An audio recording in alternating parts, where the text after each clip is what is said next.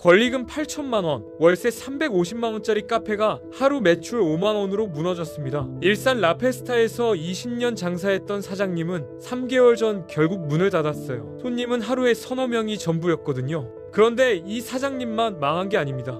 2003년 개장 당시 권리금 1억 원을 넘었던 이곳, 주말이면 주차 자리 찾느라 30분씩 기다려야 했던 그 화려한 거리가 지금은 발소리만 울립니다. 보증금과 임대료를 반값 이하로 내려도 임차인을 구하지 못하는 상황이에요. 29년간 일산의 랜드마크였던 그랜드 백화점도 완전히 문을 닫았어요. 원마운트는 적자를 견디지 못하고 회생 절차에 들어갔고요. 라페스타만 죽은 게 아니라 일산 상권 전체가 무너지고 있는 겁니다. 왜 이런 일이 벌어진 걸까요? 그리고 지금 이 순간 다른 신도시에 사는 여러분은 과연 안전할까요? 오늘 이야기를 끝까지 들으시면 등골이 오싹해질 겁니다.